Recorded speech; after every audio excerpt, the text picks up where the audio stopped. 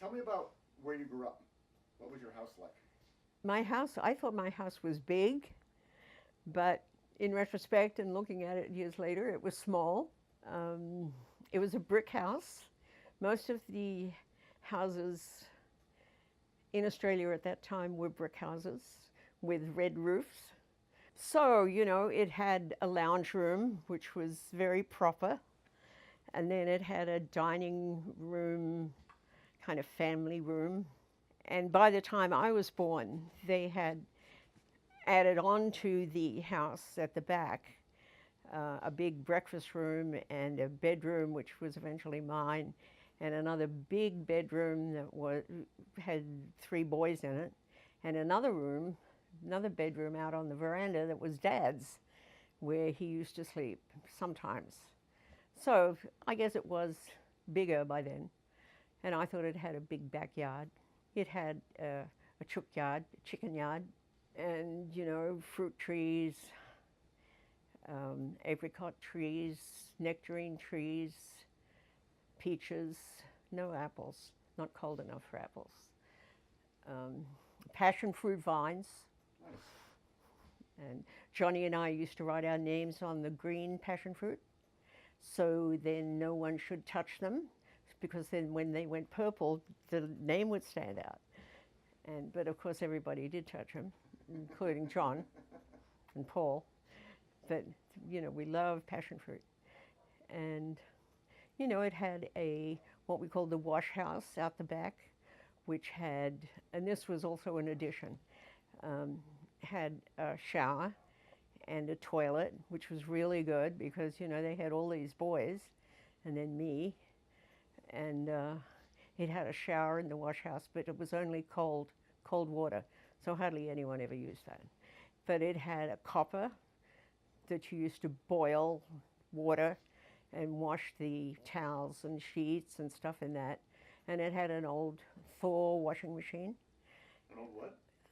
The brand was Thor, Okay. Thor, washing machine, which had to get the water out of the clothes, A ringer? a ringer that you had to be careful not to get your hands caught in.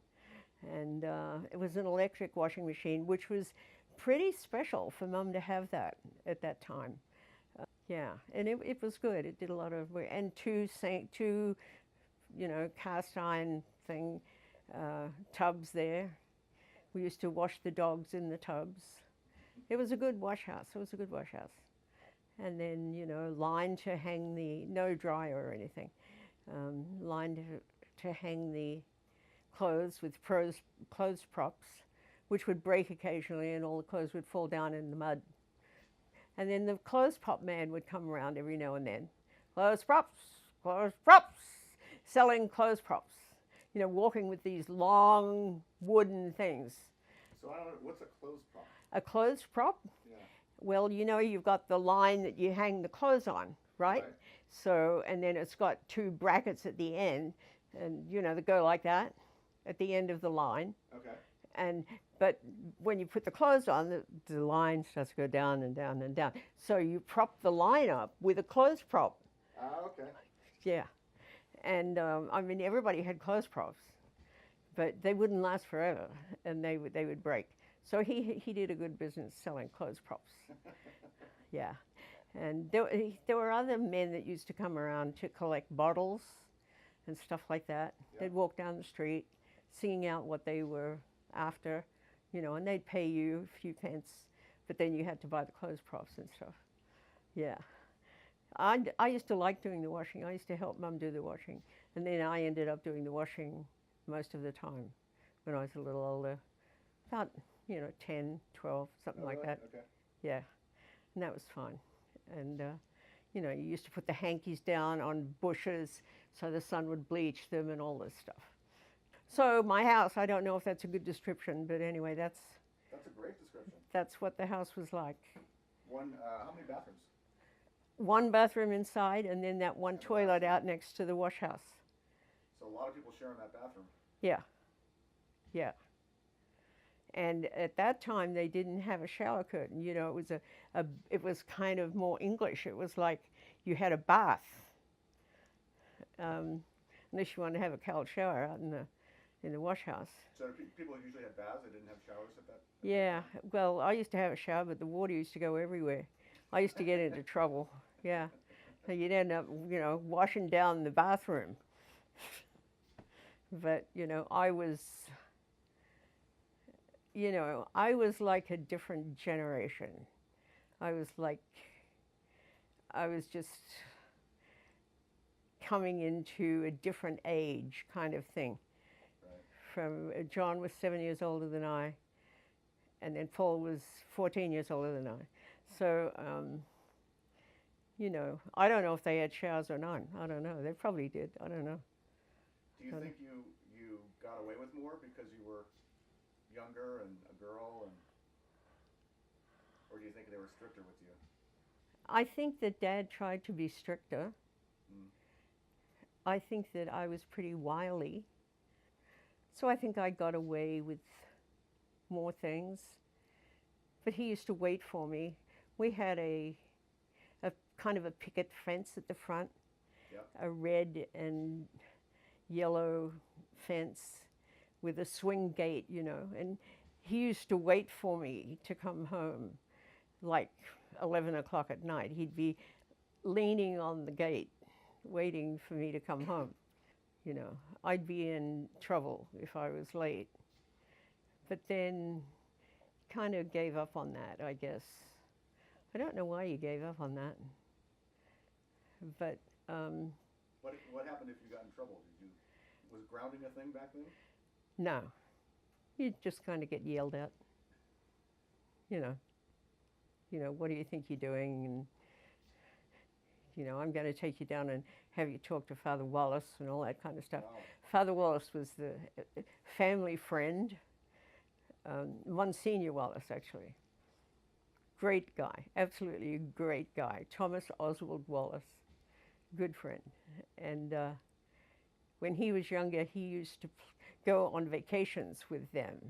This was before I was born, and he liked playing cricket and football and all this kind of stuff.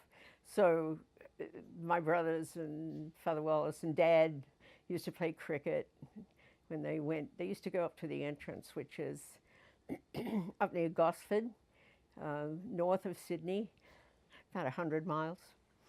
Used to go up there and rent a house, for vacations and things, holidays after Christmas. And he used to go. He was just a terrific family friend to all of them, to Dad and Mum and my brothers and me, especially me. Yeah. He encouraged Mum to have another baby because after John was born, she'd had she had 5 boys, for heaven's sakes. And she had had a number of miscarriages, apparently. And he said, just give it another try, So she did. And they had a girl, So great rejoicing in Chatswood and Roseville, Who can believe that? And so he was kind of instrumental in me being there because he was a good friend to my mum. Yeah, they used to talk a lot, especially after Dad died. Yeah. And then he got sick. He had one of his legs amputated. Don't know, maybe he had diabetes or something, I don't know. So then we didn't see him very much. But we did, the kids and I saw him, and Jack also. When we went out there, we went to see him. That was good.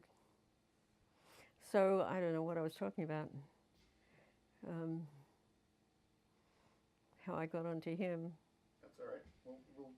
We'll go back. Okay. Yeah. Okay. Tell me what your very first memory is. My very first memory had to do with my brothers and the Second World War, actually. I must have been about 3. And everything at that time, that would have been 1943, everything about that time in Australia was about the war and about whose sons were away at the war or whatever was going on. Um, I don't know if my memories are connected. They may be a little bit to photographs, but I do remember a number of things. I remember Ralph. Ralph was up in North Queensland because he'd been in New Guinea, and he was up in New Guinea in North Queensland, and he took off AWL and came down on a train, illegally, of course, to see us. And he just walked in the door, which is what Ralph would do, Oh, hi, here I am, So he came down to see us, and that was so exciting. It was just wonderful. But he could only stay for a day because he had to get back, So, and then I was really upset when he left. You were about 3? Yeah. How old would he have been at that time? How old would he have been? Yeah. Well, let's see. He would have been about 23, something like that, 23, 4, I think. So Mom said that she would make me some ice cream when Ralph left. So, okay, we had an ice chest. We didn't have a refrigerator. And, the man used to bring ice. You used to have everything delivered. Ice and milk and bread and groceries and everything. It was really cool. Anyway, I think it's cool now. That'd be great. So anyway, we had the ice chest, and Mom said she was going to make ice cream. Well, the ice cream was a complete disaster. And I'm crying, and Ralph's gone, and I remember that vividly. So your earliest memory is not getting ice cream. Yeah, because Ralph had gone. Yeah, and ice cream. Yeah, that must mean something. Yeah. So and then other memories are all around to do with the war. Mom making fruitcakes, and to send off to send off to the 3 of them, and then Dad. And she would package them all up and whatever, and then Dad would package them up in canvas and put the writing on them, the address and everything, and hand sew it, so it was really tight and all of this kind of stuff. And so they didn't send cookies or anything like that. Cookies weren't a big deal in Australia at that time, not in our family anyway. But cakes were, and especially fruit cakes. But everybody seemed to like getting them. Everybody used to, probably it was a lot better than any other food they were getting. And it was better than the Americans' food, much better than the Yanks' food, so I heard. And actually, they liked it too, the fruitcake. It's funny how the fruitcake now has such a bad reputation, but at that time it didn't. And Mom's fruitcakes were the best, because she would always lace them with brandy, and rum, and oh, God. And I can make fruitcakes like that too, but nobody will eat them except me, so I don't make them anymore. You put enough brandy in it, I'll probably eat it. You will? Yeah. Oh, well, maybe next Christmas. There you go. Yeah. Yeah. What else did your mom used to make? What else did Mom make? Well, she was a pretty basic cook. She used to make like great desserts like custard and stewed apricots and rice pudding, really great rice pudding, and rice custard, they were different because the custard had eggs in it and the pudding didn't. I like the pudding, but and leg of lamb. So on a Sunday it would always be like a leg of lamb or something, usually a leg of lamb, but might be roast beef, but that was always overdone. But roast leg of lamb, and potatoes and pumpkin around it, and onions, same kind of thing that I do. And did she make Yorkshire too? Well, she did, but it was different than mine. Mine is much better. Sorry, Mom. Not to put too fine a point on it. But Well, how she did that with the roast beef was, when the roast beef was done, they'd take it out and put it on the rack so that it dripped into a Yorkshire pudding, which was not individual ones, but a big one. And the juice would drip into it. But then the roast beef would be like a piece of leather because, you know, for half an hour it's in there at a high temperature while they're cooking the Yorkshire pudding, and it's already cooked anyway. So, you know, no, I wasn't even too impressed with that. She didn't do that too often, thank heavens. Usually it was leg of lamb. Leg of lamb. That was the usual. That was the usual. Yeah. Chickens were special, and So if you're having a chicken, did somebody go out to the yard? And Mum did. Yeah. Mum used to kill the chickens. Dad wouldn't even go near them. He wouldn't kill a spider, but Mum would. But yeah, she used to get the chicken, and she had a block of wood, you know, and an axe or a tomahawk, and the chicken would just go bye-bye. And I would be inside, you know, and then she'd hang it, and then sometimes the chicken would still make a noise after it had its head chopped off, which was pretty spooky. That was pretty spooky. Yeah. Anyway, chickens, you know, were not as prevalent or as cheap in the stores like they are here. And you wouldn't see chickens cut up. You know, you wouldn't see thighs and breasts and stuff like that. It was always like roast chicken. And, you know, they were good, but we didn't have them much. Roast pork was really good. Mum could really cook roast pork because she used to get it with the crackling on it, the skin on it. And so it was really, really good. That was good. I used to like, that's the only roast pork that I liked was Mum's. Yeah.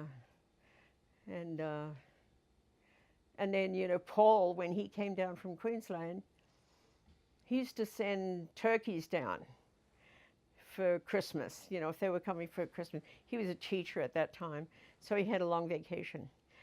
He'd send like crates of mangoes down and pawpaws and turkeys in a crate, and then he had to go up to this railway station and pick up these turkeys. So he sent 2 turkeys down, I think it was 2, and the turkeys wouldn't eat anything. So they're getting thinner and thinner. So Mum writes to Paul and says, you know, well, I don't know what we're going to have for Christmas because these turkeys are just kind of disappearing. They're missing you. So anyway, they arrived, and then Paul got them to eat and all the rest of it. So we had turkeys for Christmas, but they were not like the turkeys that you see here with the big breasts, you know, big broad breast turkeys. They were just like big, rangy looking chickens, you know, but I guess it was special, you know, it was special.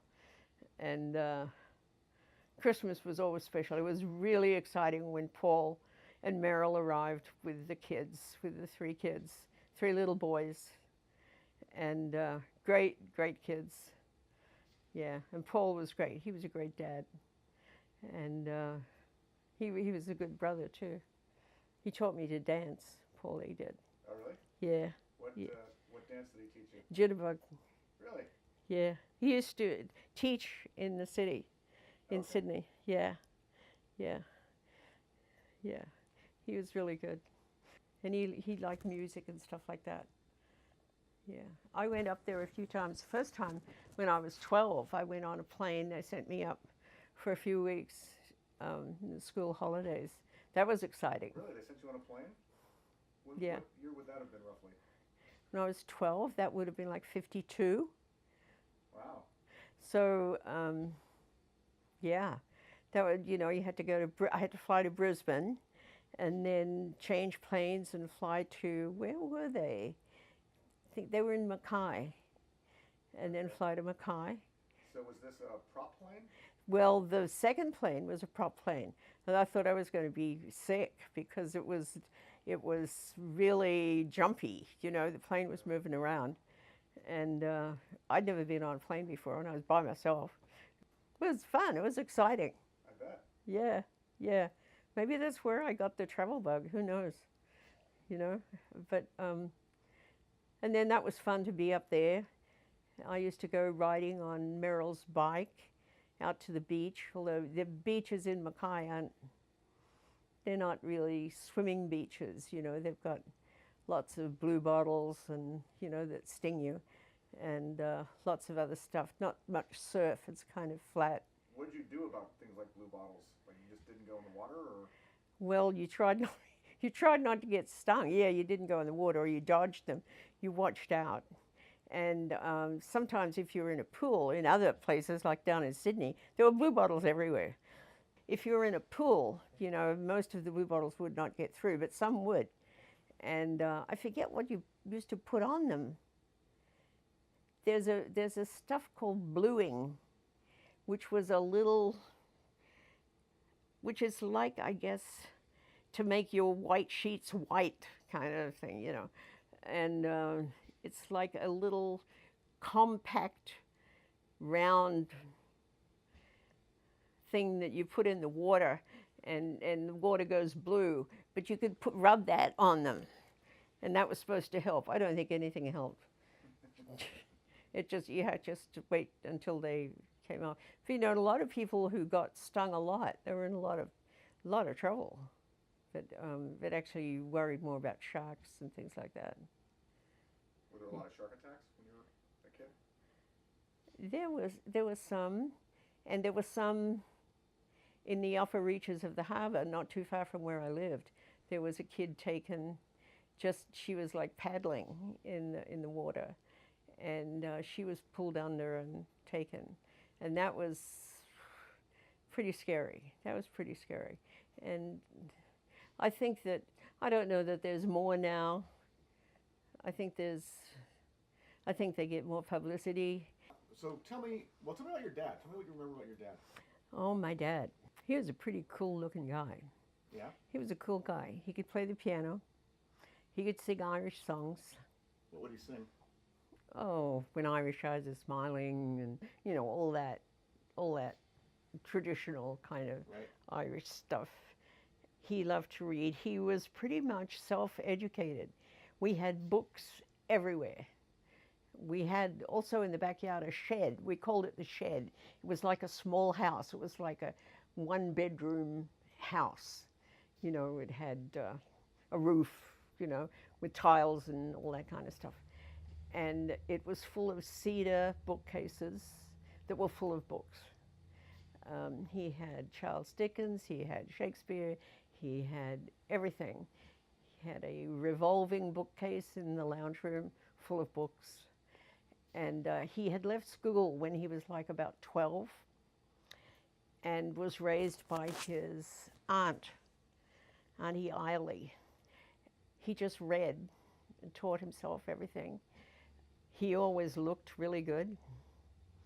He was a big man. He was like 6 feet and big, you know, and he wore suits really well. He liked clothes. He liked to buy things for Mum and me. He used to love to buy my hats for Mum. Whenever they had a fight, he'd come home the next day with a hat, which was really cool, really great hat. He had great taste. And, you know, he used to buy me things when I was older, like, and Mum too, like negligees and things like that, and blouses. He had this special store that he used to go to in the city called Peeps. I don't know, they probably saw him coming and knew, you know, it wasn't cheap. And used to spend a lot of money like that. And, you know, Mum used to get upset, why are you spending so much money and stuff? But anyway, what was he like? He had a very open kind of Irish-looking face. His father was from Cornwall, and his mother was from County Laois, which was called something different in that time. He was more Irish, definitely, than English. He had this open face, very pleasant. He drank too much when he was younger, definitely drank too much. When he was older, after I had gone, after I'd left the house, he stopped drinking as much. And Mum told me that life was better that way. So the drinking definitely affected her, I think, and me too. I don't know about my brothers. I don't know what. Well, they were drinking anyway, so what difference would it make? Was he a happy drunk, a not happy drunk? Good question. I think he was a bit morose, actually. Probably the best description. He would get depressed. He suffered from depression, so the alcohol probably really didn't help that at all. And so I'd say he was kind of a sad drunk, actually. And he would disappear into that back bedroom that I mentioned earlier, and with one of the dogs, usually a little dog called Benny. There was a Chihuahua, and he liked all the dogs. We had a lot of dogs, and he liked all of the dogs. But he used to take him into the room, but Mum didn't want him in the house, so he would have them all in his room. And so what else was he like? He became the secretary to one of the judges, and he taught himself shorthand, so he was able to take notes at all these meetings. Very good shorthand, fabulous handwriting my dad had, always fabulous handwriting. I certainly didn't take after him in that. So he was invaluable to the people who wanted to know what was going on, who were not in the meeting. He progressed up through different things in the education department. That was in the education department in Sydney. And then he was appointed the state electoral commissioner, which was quite a deal at that time. Maybe it's still a deal, I don't know. So he was in charge of the state elections, all the boundaries, all of the elections, and voting was mandatory. So the people who didn't vote, he was also had to track that down. And he had long forms. I don't have any left now. Really, these forms, what was your excuse for not voting? These would go out. And some of them would come back, I was caught in a flood, like in the middle of the summer or something. And crazy, crazy reasons. But, and I think they were fined, I don't know, or they were forgiven or whatever like that. But a lot of responsibility, a lot of trying to get him to change boundaries so it would be more beneficial. He was Labor, which is like a Democrat, but it was a nonpartisan position, of course, so he couldn't reveal what his needs or what he wanted at all. There used to be a lot of different meetings at our house at night with different politicians. Father Wallace would often be there. Some other priests would often be there. All to do with trying to get the Labor people into power if they weren't already there. It was really interesting. And I used to be able to listen into all of this. I just would shut up and listen. So maybe that's where my interest in politics started, with my dad. It was fascinating stuff. And Australians are pretty interested in politics, much more than I think the average American. Not just Australian politics either, the world, They know what's going on everywhere, in Ireland and England and here and whatever, Canada.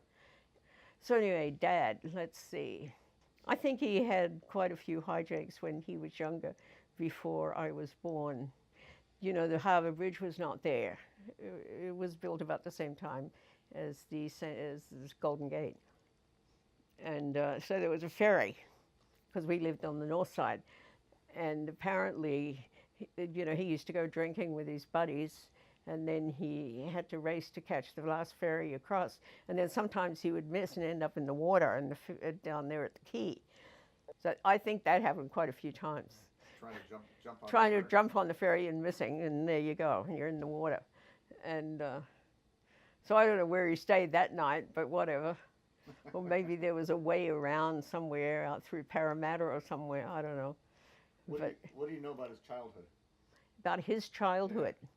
Well, as I said, he was raised from about the age of 12 by his aunt, Auntie Eiley, who was a delightful lady that I always remember wearing black. Just an absolute sweetheart who never married. She was engaged twice. Once her fiance was killed in the war, and once her fiance was killed by a car or something like that. So she never married. She was very fond of our family and all the boys. She used to buy lottery tickets for all of us. And I don't know that we ever won anything. But she lived in Potts Point, which was out on the east side, like in a one-room place. She had two sisters. We're talking about Dad's. We're talking about Dad's when he was young. Why was he raised by his aunt? Well, I'm just thinking about that. His mother, I think, had a breakdown. I remember tracking it down from different certificates that I'd gotten, that she was in this hospital that was turned out to be a mental institution, or a mental hospital, they called it at that time. I don't know the reason. And I'm thinking that he was a little older then, older than 12. He probably was a teenager late then. But I think it had something to do with her husband, his father, Dad's father. Dad was born before they were married. His name was Edward Bennett, the father. He didn't find out that they were not married until he was about 45, 50. And it sent him into and he considered himself then illegitimate, right? At that time, and sent him into a deep depression, really, really bad. His brother was born after they were married. I don't know if Dad resented that or not. I don't know. I don't think so. But anyway, I don't know why the mother was in the mental institution, but she was there for quite a few years. At one point, my grandfather, Dad's father, came up to the house in Roseville, where we lived, with a friend of his, a woman.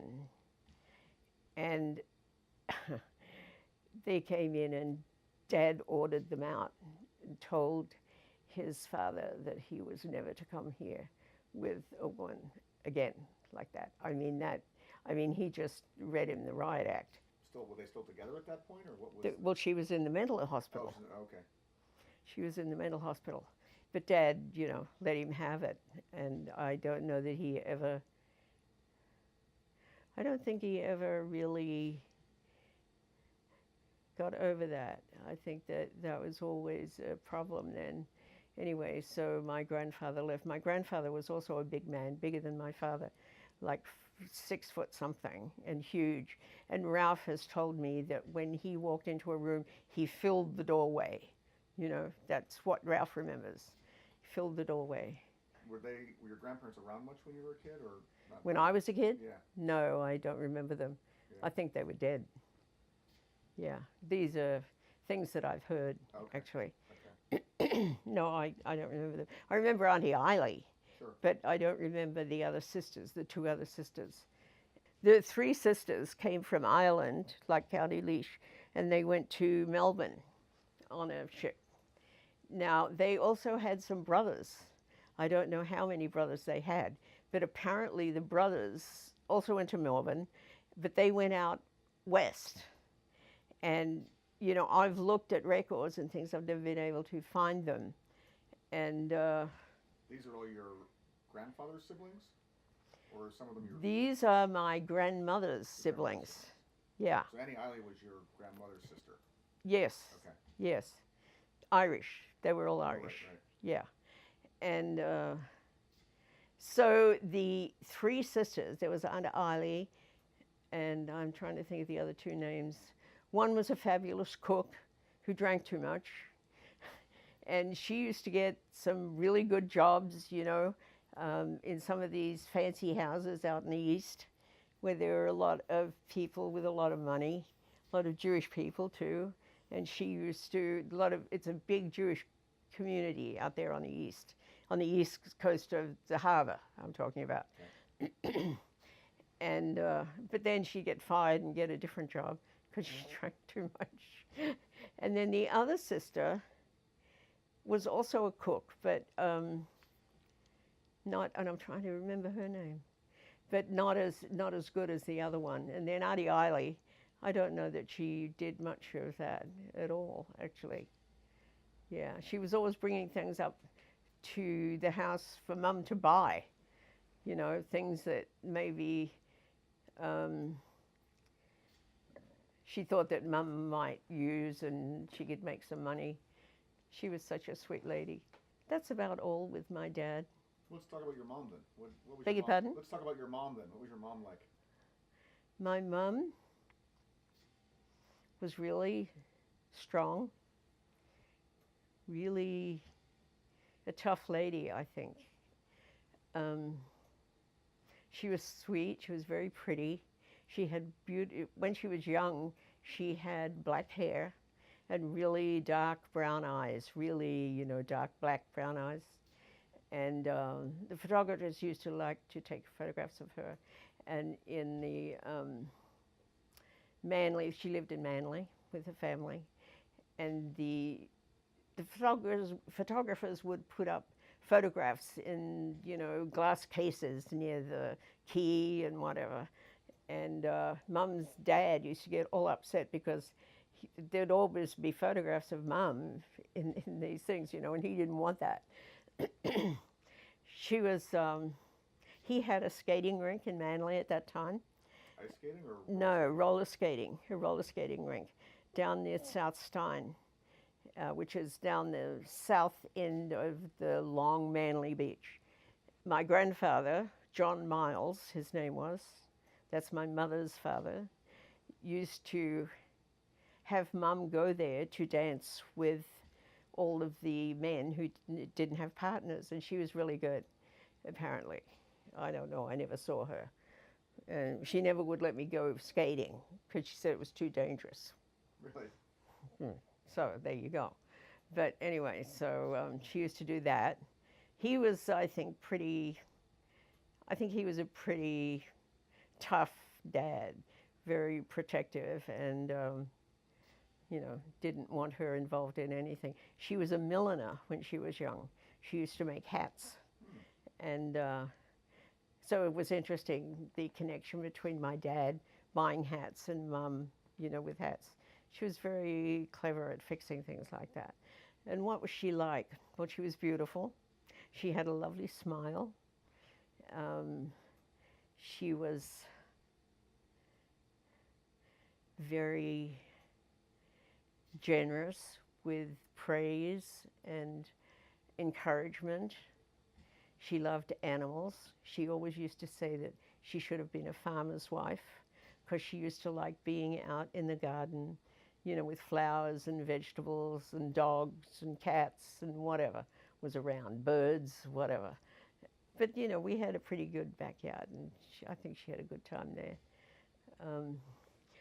She used to be out in the yard just about all day. But then before Dad came home, it was just a ritual with her that she would, about half an hour before he got home, she would come in and she would like have a bath or, you know, freshen up or whatever and change into a nice dress and I don't know, maybe put some lipstick on, I don't know. But she would look pretty before Dad came home. Always, every day. Always remember that. Yeah. What else was she like? She was, I think, very stoic when 3 of her sons were away at the war. I think that was very hard on both of them. You know, I was just so little.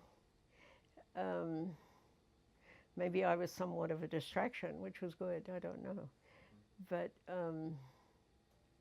I think it was really tough. And she had some really good friends on the street, neighbors, some who had lost husbands, some who had lost sons. I don't think there were very many women in the Army at that time. And so it must have been a great relief when the war was over. I think it was. It was a huge relief. Did you have was there a big celebration for that? Or? Oh, well, there was a big celebration in the city. Right. Yeah. Not so much in Roseville. But I mean, it's in your family, like you. Oh, yeah. Yeah. Mum and I were out. Mum and John and I were out, I think in Chatswood or somewhere. And of course, whenever anyone went out in the house was locked up like Fort Knox, which, you know, to this day, I just can't stand, which is probably why I leave the house open, you know, and people can come in and steal whatever they want to steal. But, so there was no way to get in. And Paul came home, you know, when the war was over, you know, everything stopped. So everyone who was at work was given the rest of the day off, right? So Paul comes home. He was apprenticed to the railway at Everley, making train engines and working on train engines. So he came home and he was trying to get into the house so he could get cleaned up and go into the city for the party and dancing and all of this kind of stuff. So the only window that was open a little bit was a little window in the bathroom. So somehow or another he got that up and he squeezed through. He wasn't really big. He squeezed through that. He got in and got himself together and got out of there, and, you know, before we got home. And I think we went in for that too. We went in. See, I would have been about 5. Mm-hmm. And John would have been, what, 12, something like that. And it was just wonderful. It was just magnificent. And then you're waiting to see who's coming home, you know. We went into Lady Macquarie's chair when a ship was coming in that had Ted on it, coming from England. Right. Yeah. And I mean, the place was just full of people, and the ship came in, and, you know, you're waiting for them to get off the ship, and it was really momentous. It was really, you know, I'll never forget that. It was so exciting. And Ralph and Tech kind of just came home, I think, on the train and came walking down the street, you know. They were in Papua New Guinea when it They were in Papua New Guinea, yeah. And so they would have taken a boat over to somewhere in northern Australia and, yeah. and taken a train home. Yeah, yeah. Or they might have been flown home. Probably a train, though, yeah. But they were glad to get out of there. I talked with Teki a few years ago, actually, when I was out there about 3 years ago, and he had never talked about being in the Army in Papua New Guinea. Oh, talk to Tech, yeah. He had never talked about the war. In fact, none of them had ever talked about the war. My father never talked about the First World War, and he was in Egypt. He was shot up in Egypt. One leg was shorter than the other. He was a signaler in the 6th Light Horse. And he was sent home on a ship, on a hospital ship. And then he met my mum. Ted and Ralph and Tech never talked about their experiences. It was just really interesting. And I think this was very common with Australian servicemen. And, you know, they didn't go to the clubs or anything like that and talk about it. But this time he did. He was saying how awful it was, you know, and what the weather was like. And the Yanks had good food and they didn't. And he was driving a truck up there, right. And a supply truck and stuff. And he was young. I mean, for heaven's sakes, they looked like kids, you know. They look like Tomas now. How old would he have been? 19 or 20? Yeah, something like that. Yeah. And Ralph was a couple of years older, of course, but Ralph looked younger. So when they came back from the war, they'd go to the pub. And Ralph would get into all of this trouble because they said he wasn't old enough to drink. And of course, Ralph would just get irate and go over the bar and be fighting. And Dad would get this call that Ralph's in the jail. he he used to get really pissed off. And of course, Techie could drink all he wanted, but he was younger, so that made it worse. But anyway, Ralph Tech was talking about the fuzzy wuzzies, as they called them, who helped them and helped them get around and navigate and fought, and that they were terrific, and it would not have been as successful without them. That was interesting. I can't remember everything that he talked about, different areas that he was in. He talked about the weather and the bugs, you know, and mainly the difference between the Yanks and the Australians, actually, and the food. Did he like the Yanks? I think so. I don't think he disliked them at all. Yeah, I think he liked them. Yeah, there was no reason for me to think that he didn't. Yeah. Probably envy because of they had better conditions and stuff, Right. you know. But of course, Tech had fruitcake. They didn't have fruitcake. They probably had chocolate chip cookies. Let's talk about Tech. What do you remember about Tech when you were a kid? I don't remember very much about him when he was in school. For a while, they went to St. Aloysius, the boys, and then Dad and Father Wallace. Father Wallace was a curate at Chatswood Parish, Our Lady of Dolours. And at that time, there was no Catholic school in Chatswood or Roseville, never in Roseville. Roseville was short, bedroom community. But Father Wallace and Dad were instrumental in getting the Christian Brothers school started there. And so it was started. And then my brothers transferred to the Christian Brothers in Chatswood. And so he was there, but I don't remember too much about his school days. I remember him going off to the war. He was involved with Pat Hannon, who lived on our street, across the street, a few doors down. Her father used to grow beautiful flowers. I remember out the front, he always used to grow poppies, beautiful Iceland poppies. Yeah. Anyway, I liked him a lot. Yeah. Because he liked gardening and stuff like that. But anyway, when he came back from the war, when Tech came back from the war, he went straight down to Pat. You know, they were in love, right? They were in love. So shortly after that, they got married. And I was the flower girl at their wedding. And I remember that vividly. They got married in the city, in Sydney, at the cathedral, which was a big deal. Father Wallace married them.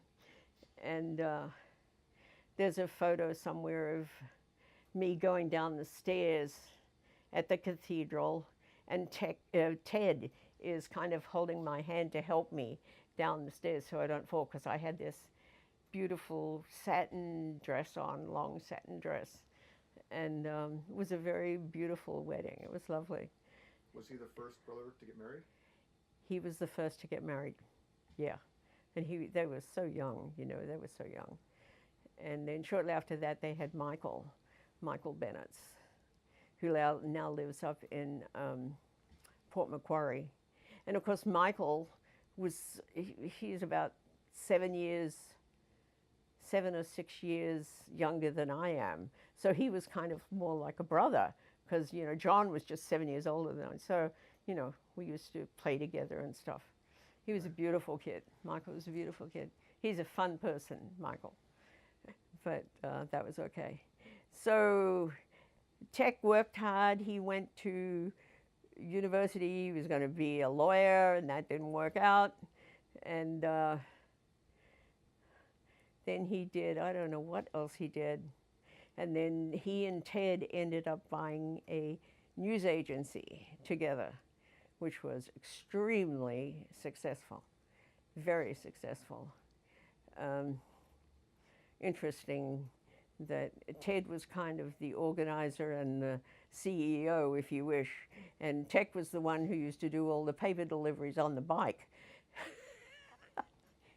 which he's told me about, in the rain or whatever, on a push bike, this is. Not, not a motorbike. But, oh. And of course, that was a little bit beyond Ted to do the deliveries. So there was a little bit of friction between those two. But they had a very financially successful business relationship. And so, he went on to do other things down the coast in Austinmere with Pat. I think they were really happy. They had 3 kids. It's Ted, Tech, and then... No, it's Ted, Ralph. Oh, Ralph. Ralph. Then Tech. Then Tech, then Paul. And then John. And then John. Okay. Yeah. Paul wanted to get into the war, the Second World War, in the worst way. He had all these magazines about planes, and they had these 3 sons in the war, and there was no way that they were going to give permission for another son to go. How old was he at this time? Oh, he must have been like 18, 17, 18, something like that.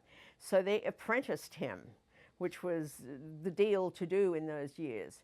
You could be apprenticed for like 5 years to some kind of a business industry or whatever to learn something. So they apprenticed him to the railroads at Everley, which was miles on the other side of Sydney.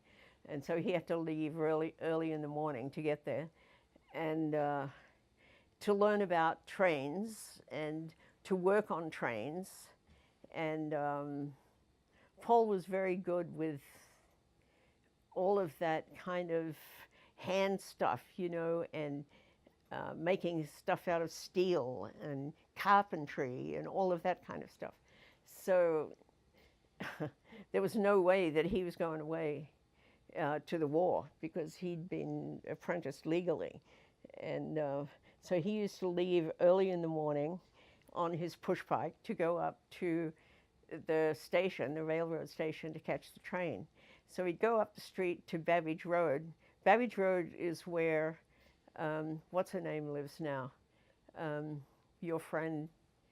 Oh, Jules. Jules, that's where Jules lives now, in a house where my friend used to live, interestingly enough.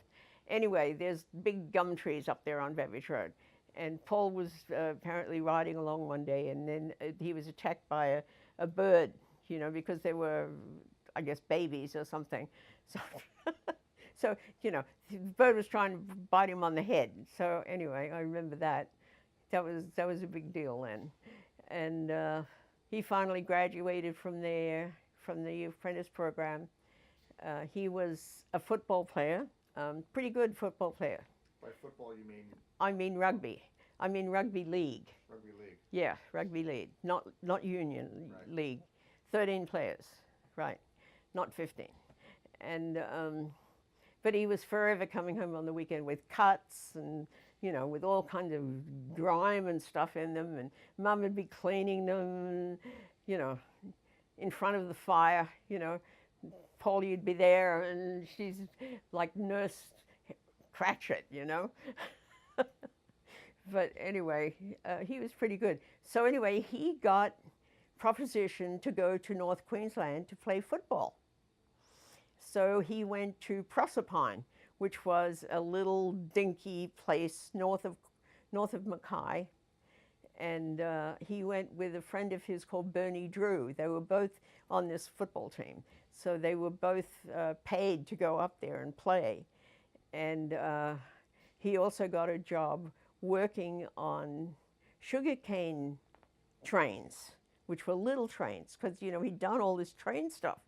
Right. And so he was working on the sugarcane trains and playing football, and he met Merrill. Merrill was just a delight, wonderful. Anyway, they got married up there. We hadn't seen her, and they didn't come down. And then we got some photographs of their wedding, and she had cut her head off on all of these photographs, Merrill had. So there is Paul standing with this woman with no head, and another couple of people who stood up for them because she didn't like the way her hair was. Oh, God. So are there no photos with her? There were no photos of the her wedding? at the wedding. Oh, except her body. Oh, God. Anyway, um, she, she was just a fabulous lady. And, we didn't know what to expect. And Mum was convinced that she was an Aboriginal, which in that day and age, especially with my mother, that, that would have been just the end of the earth. Anyway, finally we got to meet Meryl. She came down, I guess when Greg was a baby, or we went up or something. Ted and Mum and I drove up to Bundaberg. They were in Bundaberg then. They'd moved from Proserpine down to Bundaberg Rum. And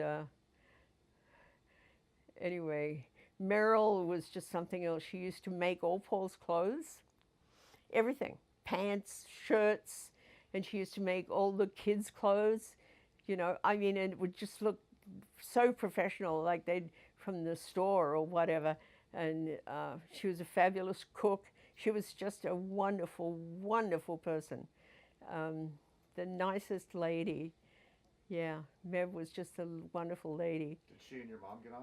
Yes, absolutely. Years later, Mum used to go up there after Dad had died and everything, and Paul was very sick with multiple sclerosis, and they lived in Mackay, and Mum used to go up there and stay in the wintertime for like a couple of months, and yes, they used to get on really, really, really well. A few times I flew out there. You could fly into Cairns at that time, and I used to take the bus down from Cairns to Mackay, which was a terrible ride, but anyway, and stay with them while Mum was there. And we used to have a lot of fun, yeah. I remember we bought her a microwave. She didn't have a microwave. So then Meryl became this excellent microwave cook. She could make everything in a microwave that, we had heard about and never did, And she's had fabulous desserts with pineapple and all kinds of different fruit. And the people there in Mackay were so friendly. The neighbors all shared everything. They all went fishing, and one night you'd have barramundi from the guys next door, and then someone would kill a chicken and whatever. And fruit was always coming in. Wonderful, wonderful people there. Queenslanders are just great, lovely. Most of them are really, really great. Anyway, yeah. And Jack and I and the kids had a great vacation up there. We borrowed one of the boys' cars and drove up to Proserpine and went out to the reef from Airlie Beach, which is now apparently this really big deal with big hotels, multi-story hotels and whatever. When we were there was this dinky little place, and we got a push-pull plane, which is like it has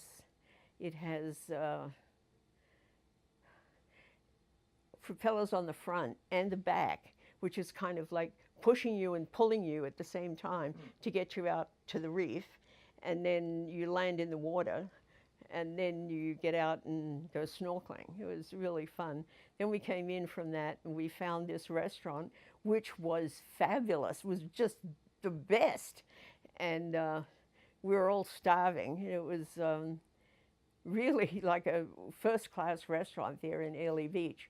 And now Airlie Beach is this big tourist place, Tell me about Ralph. I wish you remember about Ralph. Ralph is a bit of a joker. Used to be a bit of a joker. He used to get into trouble, like I was saying, in the bar. He'd go across the thing and get someone around the throat and end up in the jail, and Dad would have to go and rescue him and all this kind of stuff. But he used to drink too much. When he came back from the war, he was a photo engraver, and before the war, he was a photo engraver, and he used to his specialty was doing LP covers, and he was really good. While he was away at the war, this became not motorized, what's the word? automated or mechanized? Automated. It became automated. So when he came back, he was kind of out of a job.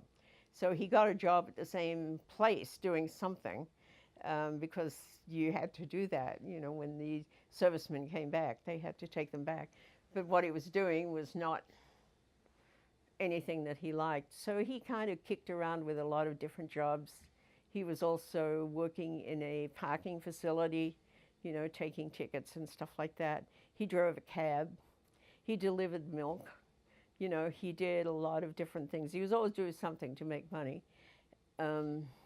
He was engaged a couple of times, and that didn't work out, to a couple of nice ladies. He bought a little Renault car, one of those little ones with the engine in the back.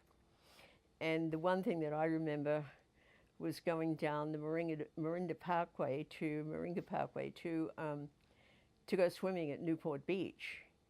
And I don't know how old I was. I was a teenager, I guess. And it was just Ralph and me in the car. And we were speeding. We were doing about 100 miles an hour going down the Moringa Parkway. And he said, "Now you mustn't tell Mum and Dad. You can't tell Mum and Dad."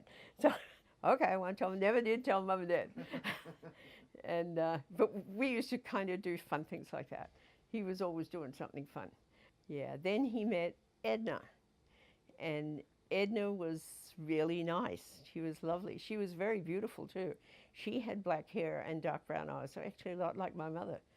And she was a terrific cook, and just a generally nice person. She came from an interesting family. She had a stepfather who was a fisherman. They lived out on the harbor on the other side, out kind of near Piedmont, around from Piedmont. And the mother was kind of interesting. She was an interesting lady. Yeah. Anyway, they got married, and then they had Michelle, their oldest, and then Chris. Then who did they have? They had Paul, and then they had the twins, Andrew and Amanda. And when they first got married, they were living down at Bungan Beach. Bungan Beach is my favorite beach of all the beaches in Sydney. It's just the best, and just the best. You've got to go down a really steep, kind of cliffy path to get there. And then when you get there, it's not crowded. It's beautiful. And I had a friend whose family had a house at Bungan Beach, looking down on the beach. So I used to spend a lot of time at Bungan Beach. So they had this house that overlooked Bungan Beach too, little apartment that they rented when they first got married. And then they eventually bought a house up at French's Forest, where they still live, the two of them. And Ralph is now 93, and Edna, I think, is 90. And Edna was very good. She's very artistic. She did a lot of ceramic work, and she made different tiles for all in the kitchen when they finally did the kitchen up a little bit. Beautiful, very pretty, and she's given me some of the stuff too. Once I was staying with them, and he'd been over at Mum's, and he came home and he had this box. And he said, "Mum sent this over to you." And I said, "Okay." So I opened the box, and there's this damn bird in there. This bird had been trying to get into Mum's apartment, you know, through the door and whatever. And I forget what, it was a big bird, you know, big bird. And it scared the hell out of me, you know. Ah! And he is just rolling on the floor. He was so happy. He was just rolling with laughter. And that's the kind of thing that he would do, like jokes. And so he brought this bird from Mum's house so that he would scare the hell out of me. Yeah. But he was a prankster. He liked to play golf. He had a lot of friends. He never had very much money. You know, they never had very much money. But they always seemed to have a good life. Yeah. So, Ralphie, yeah, very kind, a very kind, gentle person, actually. Yeah, he'd do anything for you. Yeah, fun. Yeah. I like that. My brother John, Was he the one you were closest to? You were closest in age? he was 7 years older than I, yeah. Um, Probably when I was older. But actually, I related very much to Tech, somewhat to Ralph also, more than to Ted. But also, when we got the computer going and then John got on the computer too, we used to send a lot of emails. And then he and Adelaide came over to visit us a number of times, about 3 different times. And that was fun. So it was when he was older, after he'd had the kids, that I became closer to John. He was busy. He had 6 kids. He was always having kids, for God's sake. I used to talk to him about that and talk to Father Wallace about that and argue, with everybody, of course, and get nowhere. And it used to just frustrate me so much, when I'd talk to Father Wallace, but get nowhere. But anyway, and John was such a good Catholic, and Adelaide too. But he loved the kids, and he loved it. He loved his wife. He loved Adelaide, and they'd make it through, and she'd get better. She got um, asthma, so she used to get pretty sick, and anyway, they had all these kids, which are wonderful people. And it's fun to see them on Facebook now. There's a picture today of that Mary put on. Mary is their eldest child, and of the kids when they were young. That was fun to look at that. Yeah, and they're all good. They're all good kids. What do you remember of John when you were a little kid? Okay. Because he would have. So did he left when he was to go to school or something when he was 18, or so you would have been like 12? He left to go to work, after Okay. he finished high school at St. Pius in Chatswood, the one that Father Wallace and Dad started. Right. So you would have been 11 or 12 when he left? Yeah. I remember there's a book over there, the Maltese book, and there's a photo of John. I should show you that. There's a photo of John and me in this book. I'm there looking like a little pumpkin, fat. I was a fat kid. And I've always had a thing with being fat. It's going back to that ice cream, probably. And Johnny's there, and he's got a broken arm. Now, the broken arm, that I wrote a story about this. But anyway, the broken arm, he was playing football for the school. And Dad and I, it was on a Saturday, Dad and I were walking down from our house to Beecham Park in Chatswood, which was not too far. Actually, it was very close to where Tech ended up living. And as we were walking along, getting close to Beecham Park, the football match was going on, and we heard the whistle that blew twice, which meant that someone had been injured. So, we walk up, and lo and behold, it's John. And so Dad and I go down, to the fence to find out what's going on. And John's got a broken arm. So the ambulance comes, and so they're loading John up into the ambulance to take him to get his arm fixed, arm set. And all of a sudden then, I start to faint because I'm upset that Johnny's been hurt. So they loaded me up too and took me to the hospital too. So we left Dad there, and John and me, we went off to the hospital. And I was really upset that he broke his arm. And in this photograph in the Maltese book, there's a picture of Cuddles, which is the first Maltese that Mum got and I got, which was a gift to me at Christmas.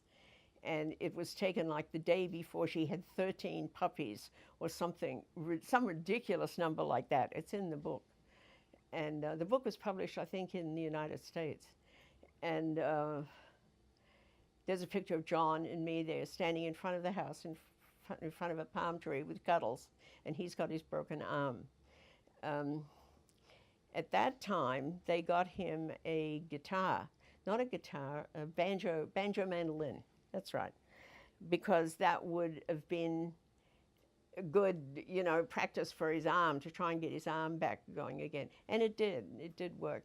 I don't know that he was ever a very good banjo mandolin player, but anyway, it probably helped.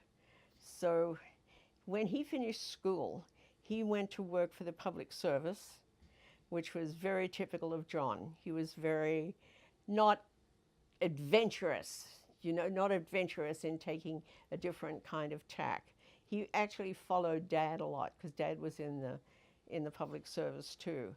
And it seemed like it was a safe place for him to go. That's my interpretation. And he did quite well. And he met Adelaide there. She was working there. So it wasn't too long after they met that they got married. And I was a bridesmaid at their wedding also being overweight with a terrible hairdo. Oh, God. Anyway, and then they had Mary, and then they started having all of these kids. And they bought a house in North Ryde, which wasn't too far away. Then finally they ended up buying a house in Chatswood, which had ghosts, and talking about ghosts. So that was interesting. There was a bedroom in the front, and the girls would not sleep in this bedroom because they said that the ghosts came. So they think that someone died in this house or something. I don't know. John didn't want to talk about it. I don't know why. I guess it didn't fit with maybe his religious beliefs. John was very religious. Yeah, and so was Adelaide. And they brought the kids up, going to Mass all the time. I don't know if they do now or not. It really doesn't matter. But, he had 6 great kids. I think Jody lives up in the mountain now. He's one that used to play with Brad and Ted and Fleesky when we went out there. Jody, his name was. And Della, a little bit. John, let's see. He used to like to write a bit. He wrote a few stories, had a couple published. But do you know where they were published? Do you know where they were published? No, I don't. In Australian magazines or something like that. My dad also was a writer, and he was an editor of a magazine that was published for the education department, and he used to write under a nom de plume also, so he could get things in it. He was pretty good. It was called The Fireside, and it was really good stuff. So, I get sad sometimes when I think about all of that, but that's the way it all happens with family. Stuff just disappears and goes and whatever. It does. Yeah, and so tell me about you growing up. Tell me about me. Yeah, tell me who was your best friend growing up? Margaret Ardup. And what did you used to do together? We used to go to the movies. Yeah. On the weekend. What kind of movies did you like? Oh, adventure movies. We used to see Tom Mix and crazy stuff like that, and usually there'd be, a couple of movies on for a matinee, and Dad would give me money to go to the movies. She lived in Chatswood. I used to go down there, either walk down or catch the bus down. We'd go. There were 3 movie houses in Chatswood at that time, and really nice movie houses, big old-fashioned ones with the music that would come up, what do you call it, not the piano, but the organ that would come up and play, and all that kind of fun stuff. And then you'd get potato crisps everyone would be crinkling, potato crisp package. And anyway, after the movies, then Margaret and I used to go and get an ice cream sundae, different places, because there were a lot of milk bars. And milk bars where you could go and get a milkshake, or you could get a hot coffee milkshake, or you could buy, all kinds of candy or different other stuff too, and ice creams and stuff like that. And let me see, there was 1, 2, 3, 4, 5 of them, for heaven's sakes, just in Chatswood. And then a couple of fish and chip stores. How old were you at this point? Oh, I was probably 12. Okay. Yeah, probably 12. And Margaret was great. She came from a big family. They didn't have a lot of money. Really nice people. She had a younger sister and like 4 older brothers. So it was kind of like me a little bit, Mm-hmm. Her mother was really great. Her father was a pain in the neck. But her mother was really great, really a great lady. And they lived in different houses in Chatswood. She was very nice. She was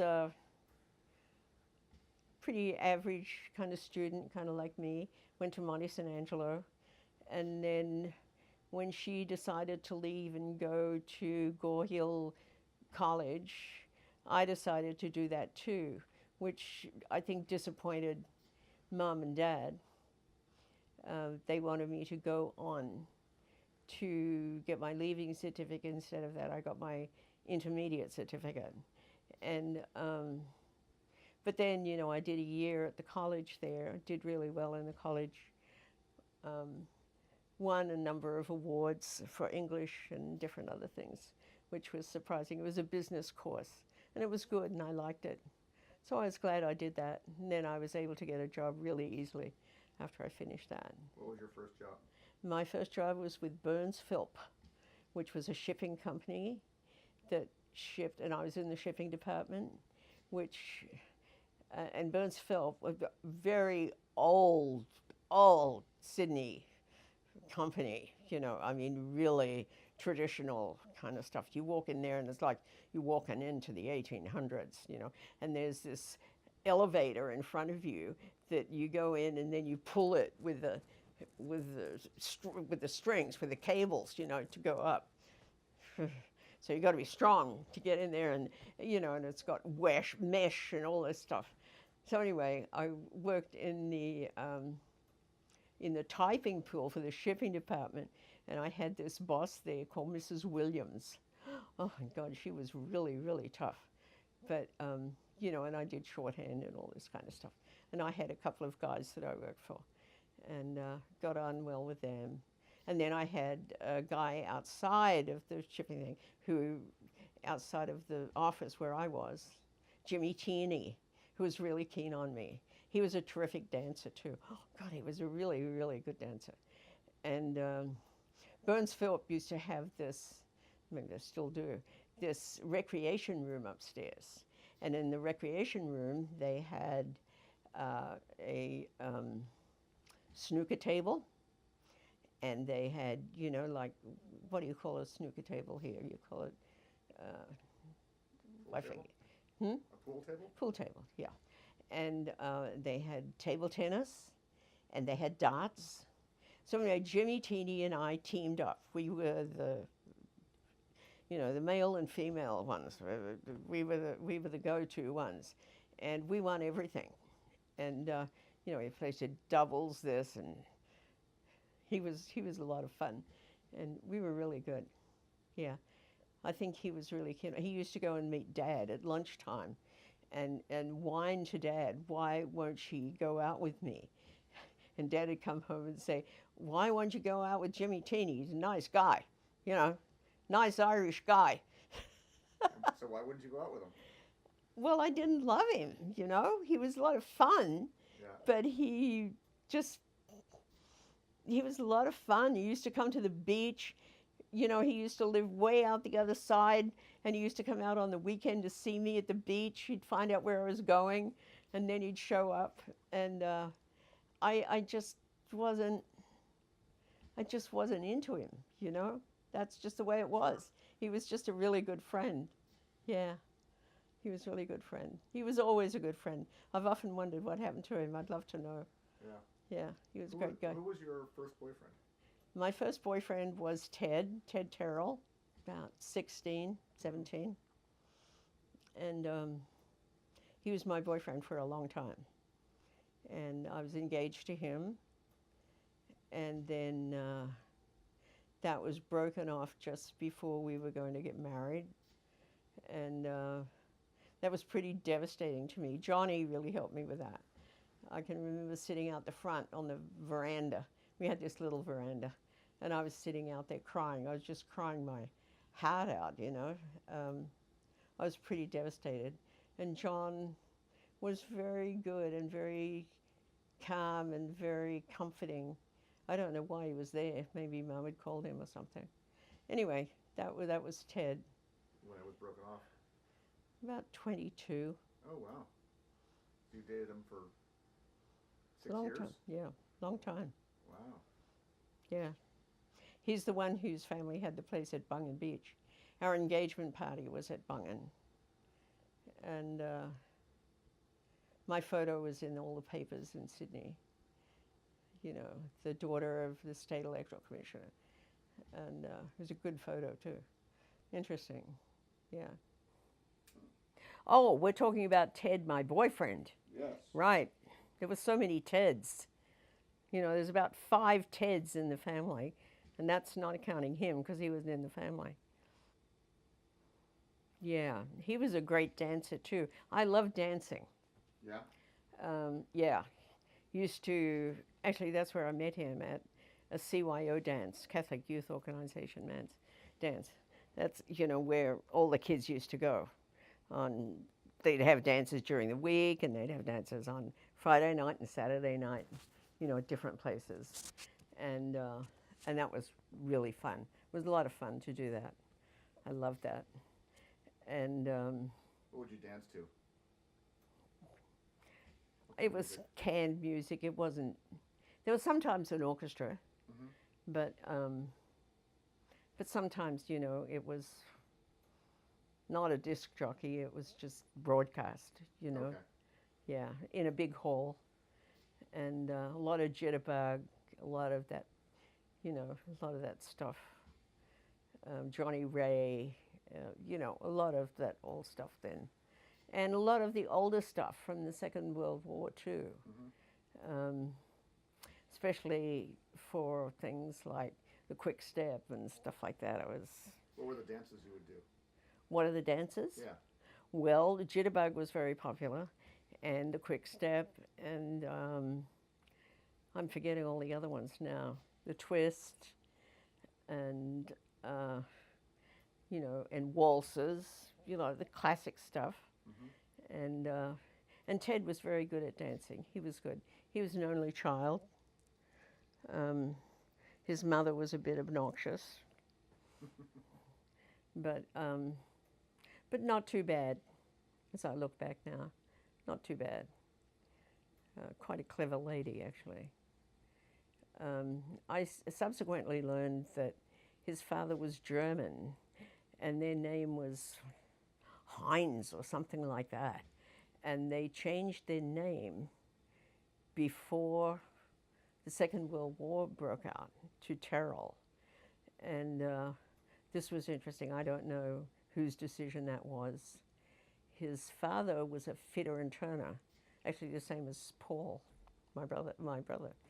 And so he had an exemption from going to war because he was working on munitions and things like that. He was a very quiet man, Ted's father, very nice man. He also was an NRMA specialist, I guess you would call him. And the NRMA was like AAA, and you would call them and they would go out and help you with your car if you belonged to the NRMA, and figure out what was wrong with it and get it going or whatever, bring you gas or something like that. And very quiet man, very quiet man. But I only recently learned that there was German heritage. I guess they were really concerned about that. Yeah, at that time, and nobody knew about that. Um, so anyway, Ted ended up marrying someone else, and I ended up going on a trip, supposedly around the world. This was when you were 22? 22. Well, I was a little bit older than that. I left in 64.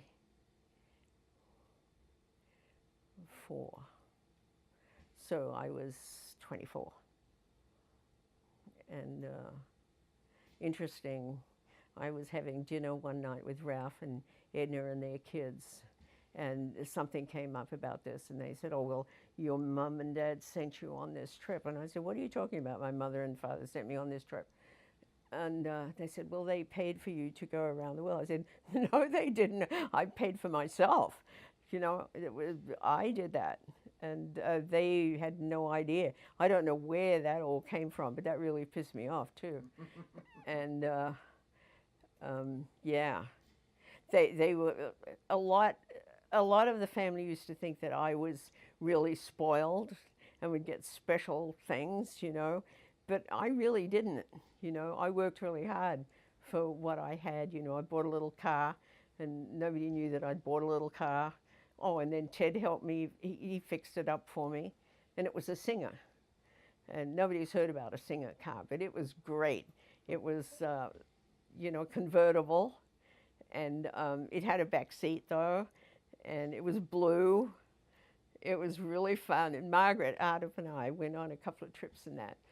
And one trip was funny because we were up like the Central Coast. We've been to we were staying at some hotel up there, just having a good time, coloring our hair purple and doing all kinds of stuff like that. And we were out driving along, and all of a sudden this really big spider, comes crawling up out of the wood at the bottom, at the floor. And I'm saying, ah! So I get out of the car. The car's still going. And then Margaret gets out of the car. So we're standing there, and the car's going down the street with the spider. So I had to run to catch up with it. Fortunately, it was flat. And I had to run to catch up and get in the car and put on the brake and kill the spider. Oh, God. That was crazy. That was crazy. No, good job that nothing was coming along. It was very quiet there, really quiet. But anyway, that little car was really good. And I paid off my little car, and then I sold it. Yeah. Then I used to rent Volkswagens, VW Bugs, You could rent them from this place in the city. And I used to go in on a Friday and rent the car and have it for the weekend and take off and go somewhere. And this was after Ted and I had broken up, and I just wanted to get away and do stuff, Yeah. And that was fun. I loved driving the VW. That was really fun. Go all kinds of different places, just by myself. Yeah. And I don't know what I was talking about. Anyway. We were starting to talk about your trip. The trip. So you're 24, and you saved up a bunch of money. Saved up a lot of money. And I had this friend who worked at Burns Philp who had written me, and she was telling me she had gone to Vancouver, and that was where I was interested in going, because I wanted to see the mountains and the trees and everything, which was so different than in Australia. I was very interested in that kind of thing. I wasn't interested in going to England. Much more interested in seeing Canada. So anyway, she'd written me, and she'd met some people over there, and one of them was Johnny Ray. And so she was having a really good time with Johnny Ray and different other people that she met through him. And so I thought, well, she can do that, I can do that. So I didn't have anyone who was interested in going with me. The only other person would have been like Margaret, or there was another person called Patricia. But they weren't they weren't into that, and I didn't mind going places by myself. That wasn't a big deal to me, and so I went to P&O Orient Lines and found out about the ships, and I signed up to go on the Iberia in a 4-person cabin, which was interesting, and took too much luggage, took all this luggage. I was working at NK Developments at that time, and I had a really good job there with Arnold Newhouse. It was his business, and I had been with him for a few years, and we'd moved and set up a new office and all this kind of stuff. And so anyway, he gave me this proposition that he would fly me all around the world if I wanted to go, and bring me back so that I could get my job back. And but I decided to be independent and not do that, although I could have gone back to work for him. But anyway, I didn't. I think I was ready for a change. So I took off on the Iberia, and that was really interesting. Had a great time, lots of parties, and then I met the assistant purser, and that was really fun because I got to go down the first class and see the captain and go to different, cocktail parties and all that stuff. He was from Wales, this guy, the assistant purser. Yeah, he was fun. And they had dress-up parties. We went to the Philippines. We went to Hong Kong. We went to 2 ports in Japan. That was interesting. We went to Hawaii. That was really great too. And Hawaii was really kind of old-fashioned.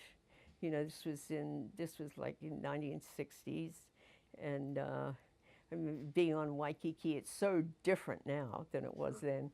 It was just really plain and gorgeous, at that time. Everyone got off and wanted to have milkshakes because we didn't have any milkshakes on the ship, and it was good.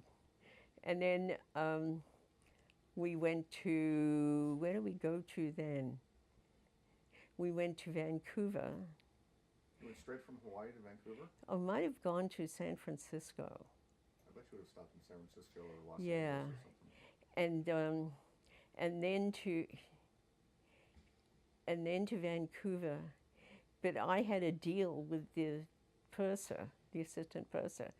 I wanted to go back down to San Francisco. So I got my luggage off in Vancouver, that's right.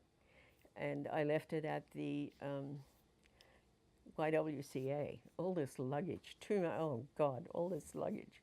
You know how people travel with backpacks now. Well, I had this huge suitcase, and then another suitcase, and another suitcase, all packed full of stuff like favorite books and things like that. It was nuts. But I've always carried my favorite books around with me wherever I've gone. Anyway, I left all my stuff there and kind of went through the immigration process there. But then I came back down on the ship. So this was kind of a problem with the American immigration too. But anyway, we finally got that all settled out. And so I said goodbye to the ship there in San Francisco and to this guy who I think his name was John something or other. But, and there's all these photographs that I took of the Iberia, and I'm waving to the Iberia as it goes out. And took the train with a couple of people I had met on the ship from San Francisco up through like nearly to Seattle, and then you have to take a bus to get to Vancouver. And so then I ended up in Vancouver and somehow found the YWCA again and got a room there and got my bags upstairs and thought, okay, well, here I am, all by myself at the YWCA, and it was really quiet. Yeah, that was really weird being in there. I don't know how I found the YWCA. I mean, originally, I don't know. I must have written to them or something. Anyway, there was a girl on the ship who wanted to get an apartment with me. And I don't know if she was staying in the YWCA or not, but she found me there anyway. So we went looking for apartments, looked at a number of apartments, and found this nice apartment in the West End, which was the place in Vancouver to find nice apartments, a lot of apartments, still there, you know. West End of Vancouver is a great place for apartment living. We rented this place, which was probably too much money. And then I went shopping at the grocery store, and the grocery stores was just fabulous. I mean, just out of sight, just fabulous. So I bought all this stuff, you know, I mean, a couple of $100 worth of stuff. And hold on. Okay, so you went to the supermarket? so I went to the supermarket, and I was just overwhelmed by everything fabulous in the supermarket. And they delivered, so that was good. And then all the stuff came, and then I called Mum and Dad, which was very expensive to do, and told them all about the supermarket, and told them about the apartment, told them about everything, you know, and it was great talking to them. It was really, really good. Cost a lot of money. Fortunately, I did have a bunch of money in the bank that I'd saved up, and I'd have gone and opened bank accounts and all that kind of stuff. And so anyway, it turned out that this gal who rented the apartment with me couldn't get a job. She was looking for a job. And then she got a job up country, up the Fraser River, up the canyon. So she left. And so I was in the apartment all by myself. So that was good. So I'm sending out these letters to try and get a job. And trying to think, how did I end up with Bill? Oh, I know. I met a friend of Bill's on the street somewhere. Anyway, he said someone at Falconbridge Nickel Mines is looking for people. So I said, okay. So I went down to Falconbridge Nickel Mines, where Bill Harding worked, and asked to speak to someone about the jobs that were available. It was down there on Pender Street in Vancouver. I remember that vividly. Anyway, Bill came out and talked to me. And I guess he wasn't looking for anyone, but someone else was. And so he said, you know, well, he would look into that. And he took my details and address and phone number and all this kind of stuff. And then a few hours later, I got a phone call from him. And would I like to go out to dinner? And I said, sure. I thought, wow, this is kind of interesting. They do things differently here, you know. You gonna go out for dinner for an interview. So anyway, I got dressed and we went out. It was dancing and, you know, dinner and all this kind of stuff. And his brother was playing in the band, Jim Harding. He had been in the Navy and he played in the Navy band, but he was out of the Navy then and playing in his band in Vancouver, and he was really good. He played the saxophone. And so anyway, you know, we went out and we're dancing and we're drinking Cuba Libras, which I'd never even heard of in my life.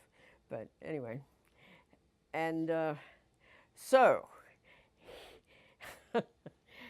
I didn't get a job, but Bill helped me write a letter in more of a Canadian fashion to attract attention to, I was being very formal, very Australian, you know, and so this was a much looser letter.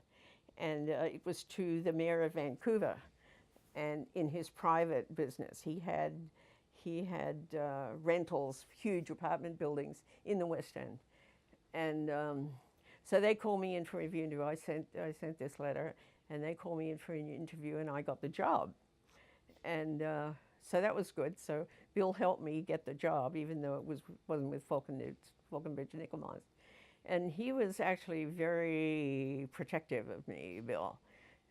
There were a couple of guys at the mayor's office who wanted to date me, but Bill was really moving in, you know. And then finally, we got engaged on Christmas Eve. That was really a surprise. And my father was having a fit, you know. How did he propose? How did he propose? God, I don't even remember. I don't remember. No. How long had you been dating at that point? Oh, a few months. A few months, not that long. Hadn't been there that long. Yeah. You know, seen snow for the first time, all kinds of interesting things. And my dad thought he was a con man, and they wrote some pretty heated letters to each other. Yeah, my dad was upset, but anyway, that all got sorted out. Then I went home. They asked me if I'd go home for a month to think about everything, so I did. But then I went back and got married in March. And did you fly home? Yeah, I flew home and came back, you know, with a wedding dress and all that kind of stuff. And Bill had made all the arrangements, you know, with this Presbyterian minister in his home. Oh God, he was like Scrooge, you know. It was interesting. It was very interesting. But you know, he'd made a hair appointment for me. He'd done all kinds of things. And for our honeymoon, we went like 2 nights up to Harrison Hot Springs, which was the place to go outside of Vancouver.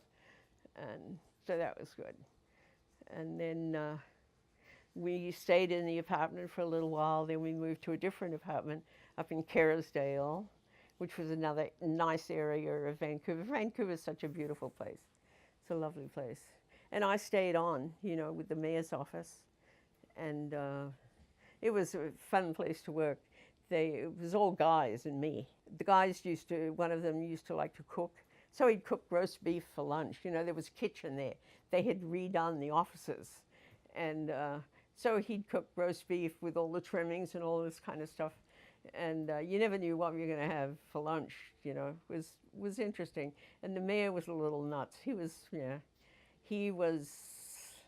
His wife had the money. And he had the job. Although he wasn't the mayor then, he had left office. But she had also, her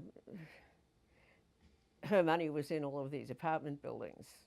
And so he, you know, he was, what shall we say, a little bit of a kept man kind of thing. But interesting nonetheless. The other 2 guys were pretty nice. Roy and something or other. Yeah. And so you worked there the whole time?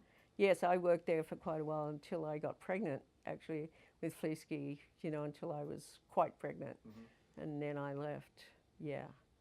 And then she was born in 66. Yeah. So, yeah, I worked there for a long time. Yeah.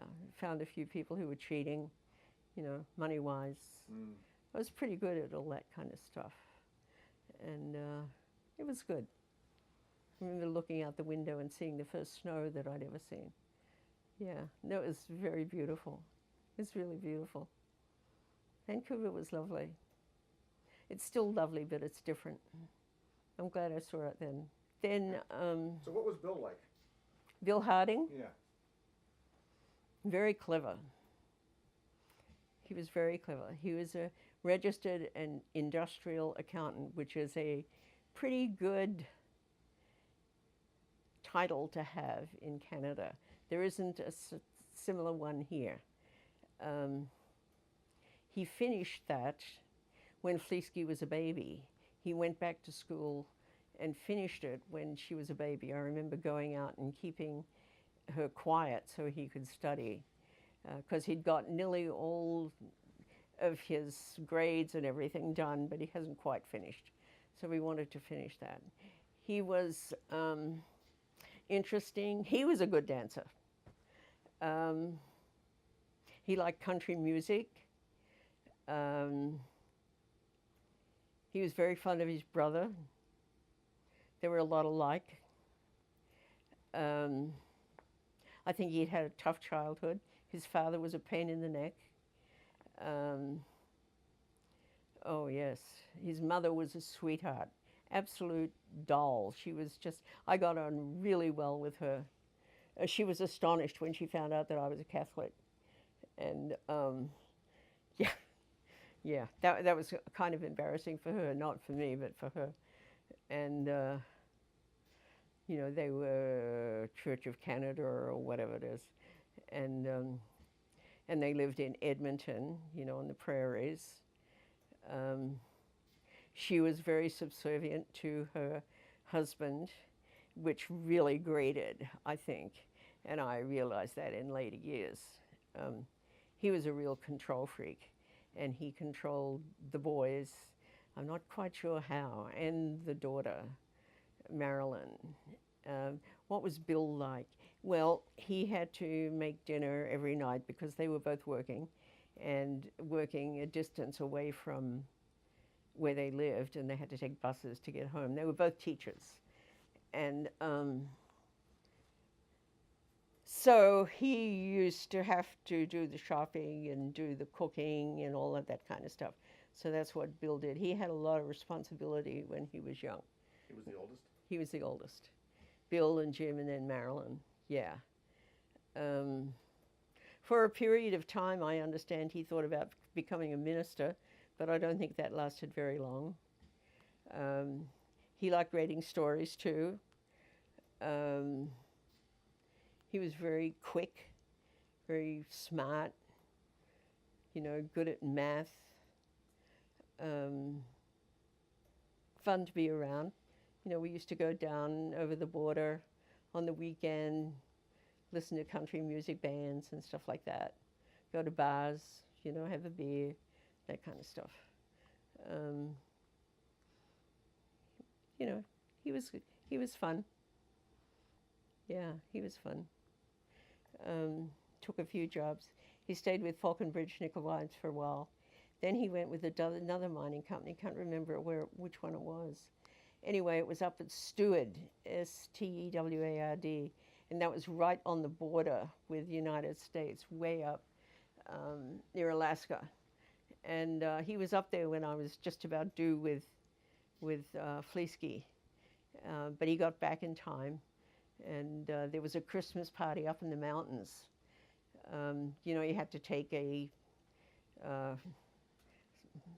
what do you call it? You couldn't just drive up. You had to go up in the ski lift thing to get there. So I had this black suit that I'd had, you know, made or done something or changed it or something. So I went up there and I was just about due. So everyone was worried I was going to have it on the chairlift, but I didn't. It was fun. It was good to go up there to that. It was fun. A lot of stuff was fun. A lot of people were really nice in Canada. Met a lot of really nice people. How did you first know you were pregnant with Fleesky? Oh. Remember? I think I just didn't have my period or something. Were you trying to get pregnant, or is it? No. No, I had some stupid thing that didn't work. No. Yeah, that's how I always got pregnant. I had some stupid thing that didn't work 3 times. You'd think you'd learn, you know. think you'd learn. They didn't have the pill, or I didn't have it at that time. Yeah. So, and then I got a little bit sick, not in the morning, in the evening. And then I thought that I might be. And that was a shock for Bill, I think. He had 3 kids, you know. He had 3 kids, Brent, Cindy, and Richard, and which weren't a part of our lives. We tried to get them to stay with us for a vacation and stuff like that. And their mother really objected, a really bad scene, so that didn't work out. Bill went to see them a few times in Edmonton, and then it just didn't work out. So they were subsequently adopted by a man that she married, whose name was Wilcox. So their name then was Wilcox, and they lived for a period of time down in Louisiana, I think. I'm not sure. I think the girl now is down the peninsula somewhere, Cindy. I'm not sure where the boys are, the men are. I think they're in Florida. But I'm not sure about that. I don't know. Never heard from them. No. and I don't think that I don't think the grandparents heard from them either. The grandfather was very fond of Brent, the oldest one, the oldest grandchild, and he, I think he was devastated when all of that didn't work out. Her name was Karen. She was Danish. Anyway, that was that. So then at some point you moved down to the States for When a show? Fleeske was 6 months old, we emigrated down. He had gotten a job through a guy who was already down there that he had known in Zabalas, Zabalas is a place on the west coast of Vancouver Island. And for a period of time there, Bill had worked there as CEO of this mining company. Zabalas was a really fascinating place. It had wooden sidewalks and all this kind of stuff. And we had gone over there for when he had stopped working there, we and some of our friends, one of them being this guy that was in the United States, had gone over there for a Halloween party. You had to get from Vancouver on a ferry over to Nanaimo or somewhere, and then get a car and drive up the Gold River, then take a plane. This was all in really bad weather. Take a plane to get to Zabalas, because the only way to get into Zabalas was on a plane, a water landing plane, or a boat. And the weather was all closing in and whatever. So off we go, and the four of us or the six of us, and driving up the Gold River Road, we were making up songs and probably drinking. And so anyway, we got over to Zabalas, and what a crazy place that was. And they were all happy to see Bill, because he used to work there, right? They knew him. And there'd been a tsunami from the Aleutian Islands like a few months before, and he had been instrumental in helping people survive that, because it hit Zabalas really hard, and nobody knew it was coming, but he was down there helping save people and save the town. I don't know how, but anyway, that's the story. And so anyway, everyone was happy to see him, and we had a really, really fun time. It was really fun. And then we had to get out the next day because the weather was closing in again. We had to get on the plane and do all of this again, get back to Vancouver. That was a terrific weekend. It was really. I went as a geisha, and he went as a pastor with one of those big hats that you wore. He looked terrific. He looked absolutely terrific, and yeah, that was fun. So anyway, let's see. And then this guy, Ted, whose name was Ted, down in the States, had a job for Bill. So that was one way to get a visa to get in for him. And, but not for me and Fleeske, and we had to immigrate too. And so we stayed for a while, in a friend's apartment in Vancouver, and then we went down. We drove down, and that was a long trip. She was such a good little girl. She was just 6 months, but there was a tough trip. It was a tough trip. It was hot. We weren't used to that really hot weather, and remember it was hot in Bakersfield. We drove through there, and we were going down to Southern California, and we got an apartment in Van Nuys, and I had a pram there. I used to take her out walking in the pram. We'd take ice water with us, and people, I think, thought we were nuts because we're like 100 degrees, and now I'm out walking in this pram with this kid, But the apartment was dark and yucky, and I hated dark and yucky.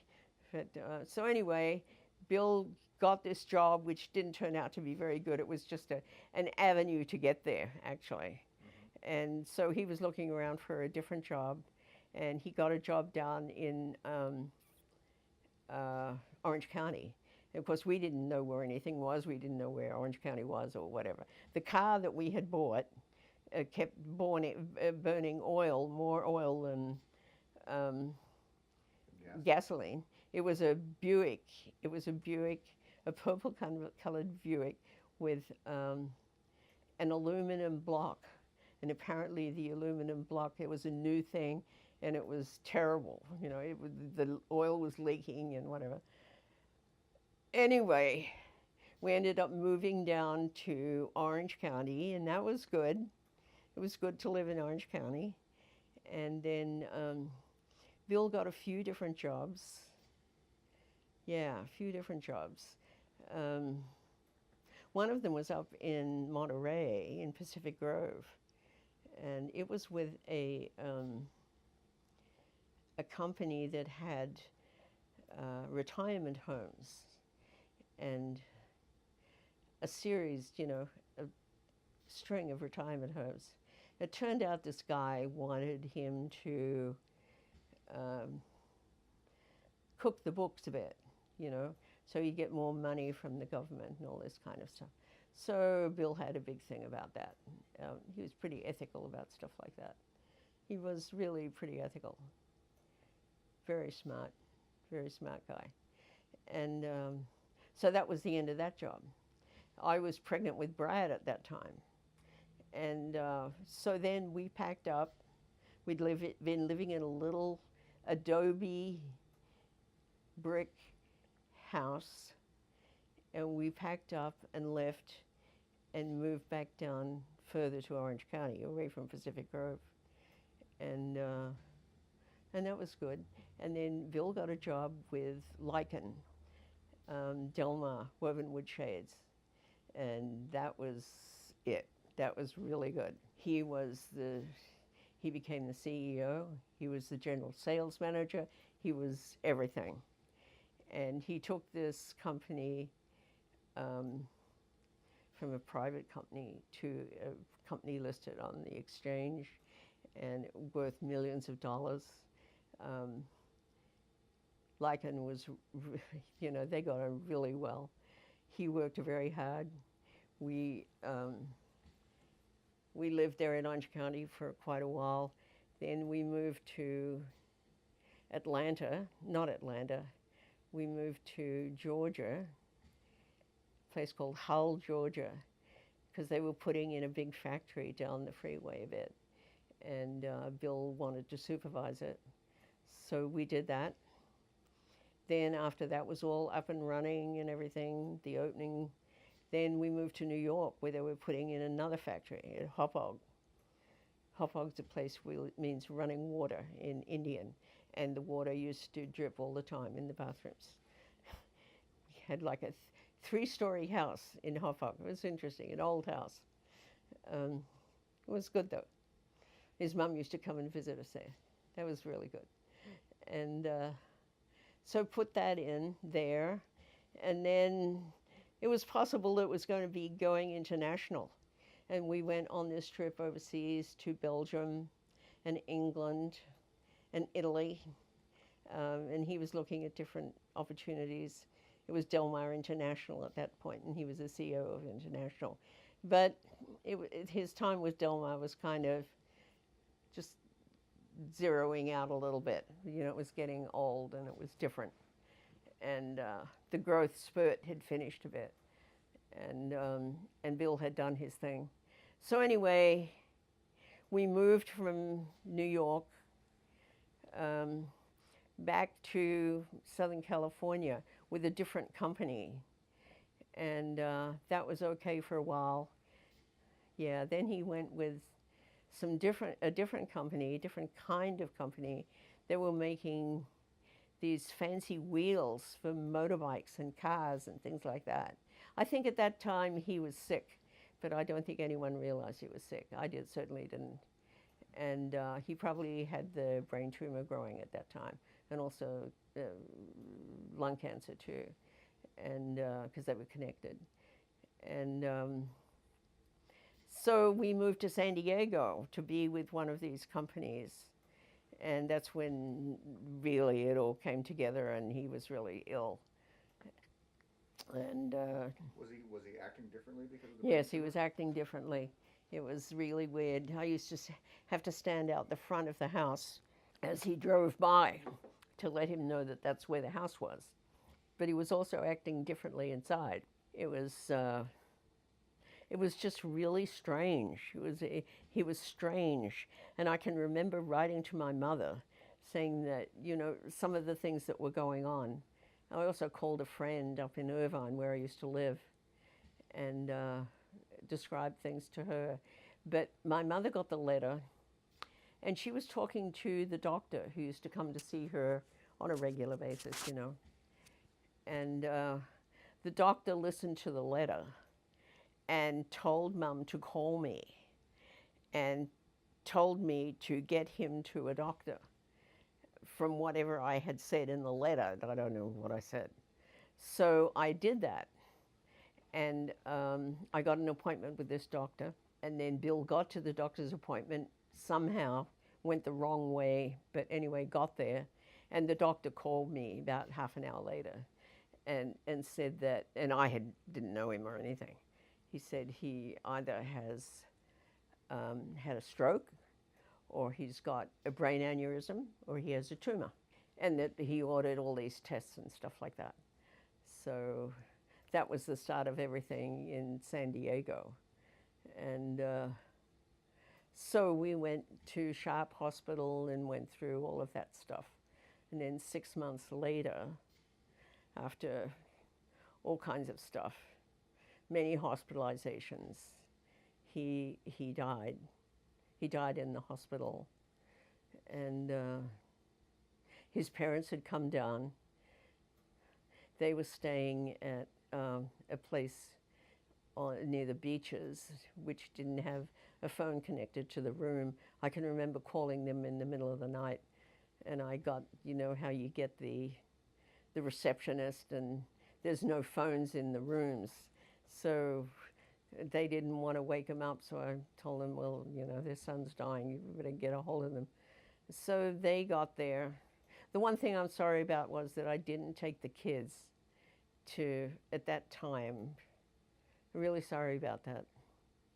I think that would have been a good thing, especially for Fleesky. Not so much maybe for the boys, but I called some people across the street that I had met at church, and we had taken care of their rabbit. So anyway, I called her in the middle of the night, and she came over and stayed with the kids while I went to the hospital.